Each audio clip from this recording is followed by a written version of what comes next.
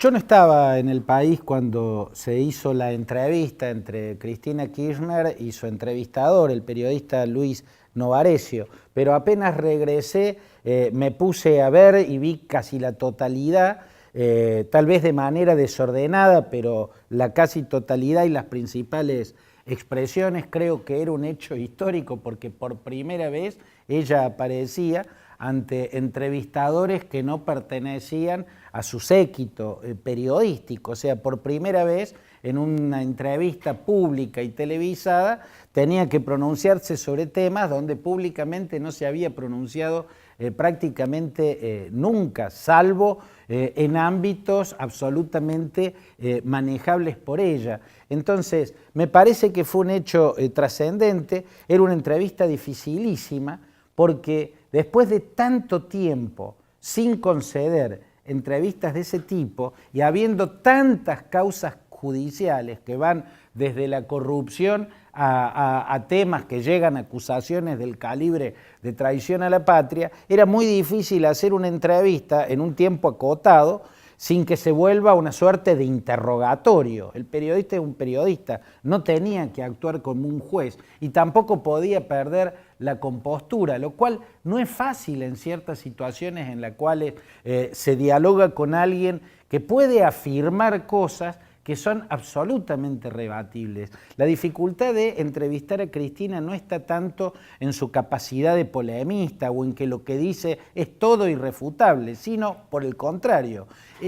La dificultad está en que muchas de las cosas que dijo son tan inmensamente refutables que es muy difícil no perder el juicio, la compostura, no perder la educación en el diálogo con alguien que es una mujer, que fue presidenta 2 veces, que tiene una historia política impresionante. Frente a eso quiero decir que hubo cosas que me parecieron muy buenas de ellos. Acá no voy a agregar nada a lo que seguramente dijeron muchos. Por ejemplo, la autocrítica que hizo sobre el uso de las cadenas nacionales y sobre todo la autocrítica del tono de ella, ¿no? Casi que un poquito más y llegaba a criticar el mesianismo que la caracterizaba en esas presentaciones públicas. Yo no creo que ese mesianismo haya quedado superado, pero por lo menos criticó una etapa de ese mesianismo, cuando lo transmitía por cadenas nacionales.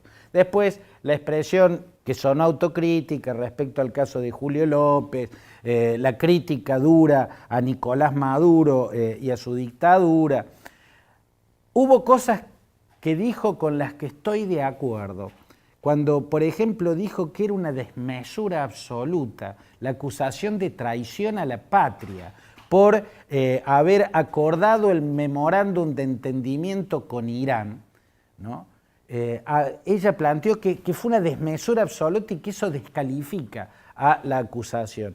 Yo creo que es atendible lo que ella planteó. A mí también me parece que hay cosas que primero debieran juzgarse, en todo caso como errores políticos, ¿no? En todo caso como grandes errores políticos, como grandes errores de política exterior, tanto de su Cancillería como de ella misma. Pero convertir eso en una acusación de traición a la patria, estoy tan de acuerdo con ella que me pareció una desmesura, incluso aún mayor.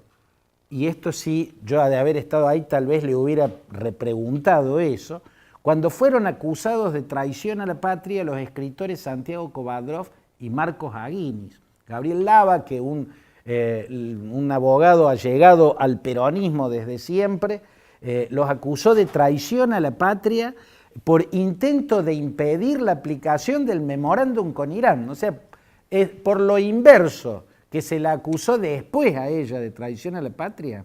A ella la acusaron por aplicar el memorándum, por intentar aplicar el memorándum con Irán. Bueno, Lava, que con el apoyo del kirchnerismo y con el silencio de la señora presidenta en ese momento, el silencio total, acusaba de traición a la patria a 2 escritores y a muchos más, al dirigente de la comunidad judía Julio Schlosser, a muchos otros dirigentes, entre ellos Waldo Wolf, actual legislador por Cambiemos.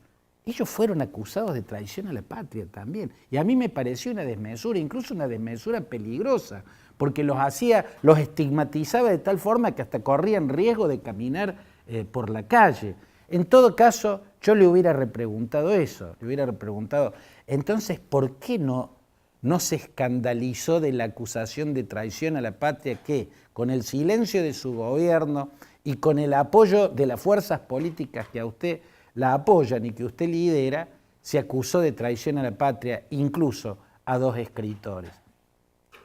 Y en todo caso estoy en desacuerdo, entre otros muchos temas, también tengo otras cosas con las que estuve de acuerdo y otras muchas en las que estuve en desacuerdo, pero para elegir uno en el tema de Irán, Cristina Kirchner afirmó, sin que se le respondiese en ese momento, y no es una crítica al periodista, una de esas yo sentado ahí también tampoco hubiera tenido ese reflejo.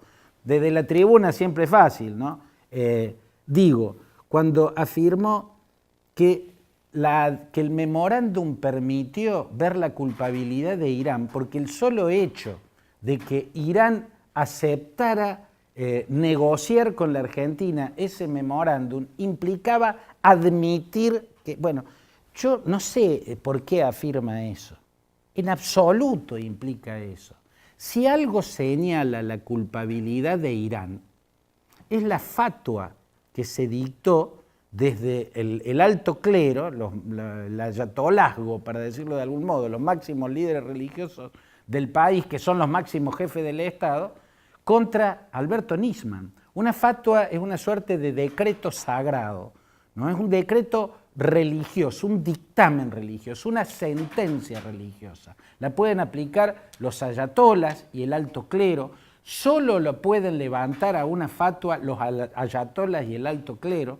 Una fatua fue, o sea, una sentencia sagrada a ser asesinado donde lo encontraran en cualquier parte del mundo. Cualquier buen musulmán está obligado a matar, por ejemplo, al escritor indo-británico Salman Rushdie, por aquel libro genial, además, que se llamó Los versículos satánicos, por una fatua, por una orden de que todo buen musulmán está obligado a asesinar, donde lo vean en cualquier parte del planeta, a Taslimas Nasrin, por ejemplo, una escritora bengalí, una genial escritora bengalí de religión hindú, que vivía en Bangladesh porque desde hace muchos años vive oculta, porque puede ser asesinada, porque así lo dictaminó una fatua, ¿no? Una sentencia religiosa. Eso, porque a Irán hay muchos que lo acusan de muchas cosas, pero no hay fatuas contra todos. Contra Nisman dictaron una fatua de muerte, lo condenaron a morir y lo mataron, ¿no? Y apareció muerto. Bueno, la fatua incrimina a Irán, en modo alguno, el memorándum, en modo alguno, firmar ese memorándum que al final el Majlis, el Parlamento iraní, no lo ratificó. O sea, incluso el razonamiento venía fallado hasta por el desenlace del caso en la relación con Irán. Pero afirmar lo que afirmó sencillamente no tenía sustento. Lo que parece probar que Irán cometió la masacre de la Etnia es la fatua que decretaba el asesinato de Nisman y el hecho de que esa muerte se concretó.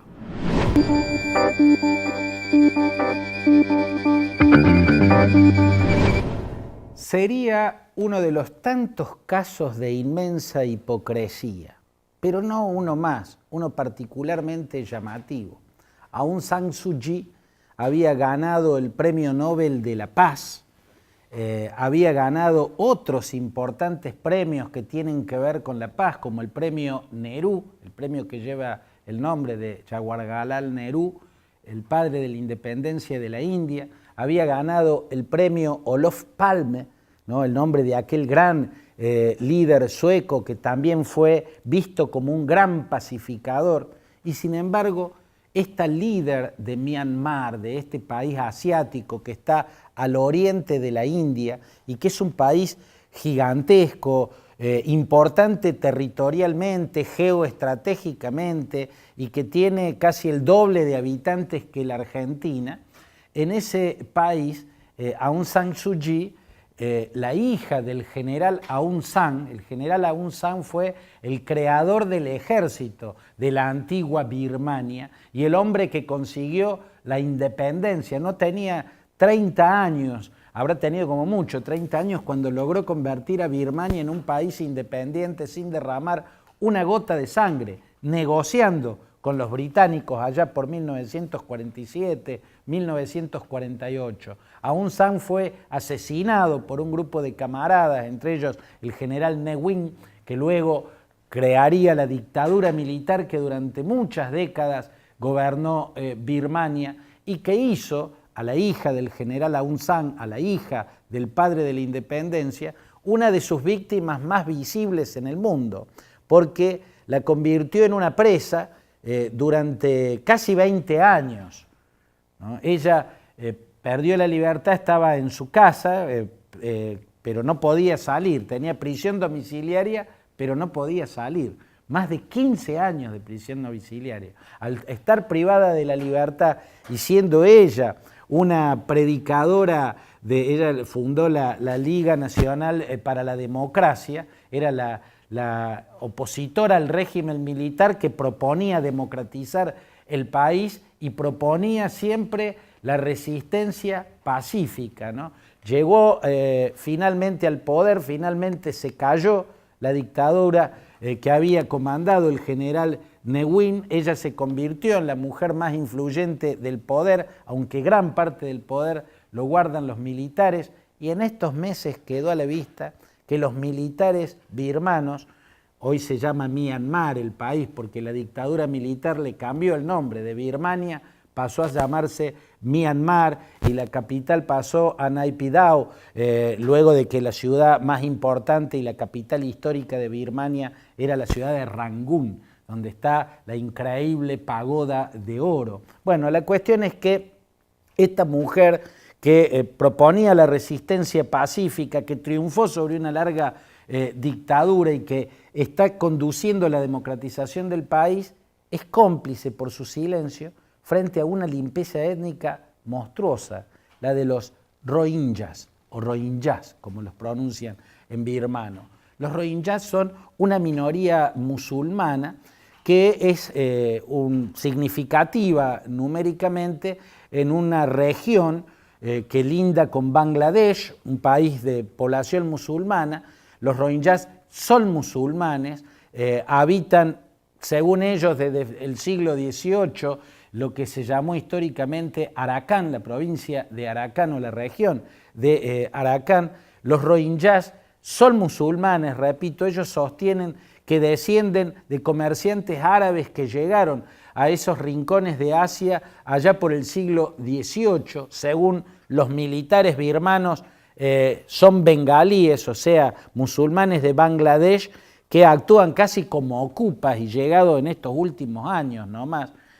Los rohingyas tienen milicias que son muy feroces, que son muy sanguinarias, pero la represión de estos meses, además de realizar una limpieza étnica, masacra indiscriminadamente a esa minoría musulmana.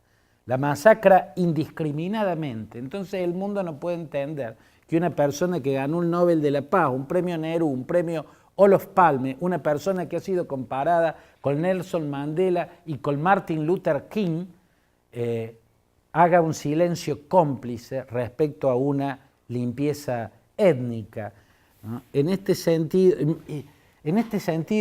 no solo la gran contradicción es el silencio incomprensible de Aung San Suu Kyi, que tal vez uno lo podría comprender en términos políticos, entendiendo que la democracia no ha sido instalada plenamente, sino que va de a poquito con un poder militar que va soltando de a milímetros el poder, y a veces no lo suelta nada, y a veces trata de reconquistar. Pero quiero decir, si se quiere, lo más grave de esto no sería la hipocresía de Aung San Suu Kyi, sino que un país budista, y se supone, y yo lo entiendo así, el budismo es una de las religiones más mansas, incluso en la antigua Birmania, la actual Myanmar, rige el budismo Theravada. El budismo Theravada tiene sus particularidades, entre ellos no acepta la reencarnación de Buda, pero también es particularmente pacífico. ¿Cómo entender, ¿no?, que una premio Nobel de la Paz sea cómplice de una limpieza étnica con masacres y exterminios? ¿Cómo entender que el budismo esté haciendo lo que está haciendo en Myanmar? ¿Cómo entender que el budismo esté haciendo lo que está haciendo en el sur de Tailandia? En fin, hay muchas preguntas para hacerse en un mundo que también, como nuestro país, está colmado de contradicciones. Un corte muy breve y el cierre. La votación argentina de octubre no es la única votación que debe acaparar la atención de los argentinos, ¿no? Realmente hay una serie de votaciones en el corto plazo que son muy importantes. Están por votar los alemanes y el partido Alternativa para Alemania, que es un partido neonazi cuyo líder propone o reivindica al ejército nazi de la Segunda Guerra Mundial, podría convertirse en la tercera fuerza del Bundestag. El Bundestag es el Parlamento, pero la Cámara baja, ¿no? Después está el Bundesrat, que es el Senado.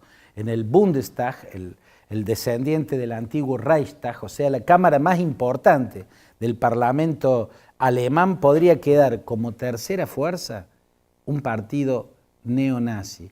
Otra urna de la que puede salir cualquier cosa están por votar los kurdos en el norte de Irak, y quieren votar la separación, ¿no? Hay que ver cómo reacciona Bagdad. El primer ministro ya dijo que va a mandar el ejército, pero no va a permitir que Irak se rompa. Y está la pregunta de cómo va a hacer España si al votar el 1 de octubre los catalanes en las urnas se impone el sí, o sea, se impone la separación y la creación de una República de Cataluña. En fin, urnas inquietantes pueblan los siguientes días. Lo seguiremos desde esta página.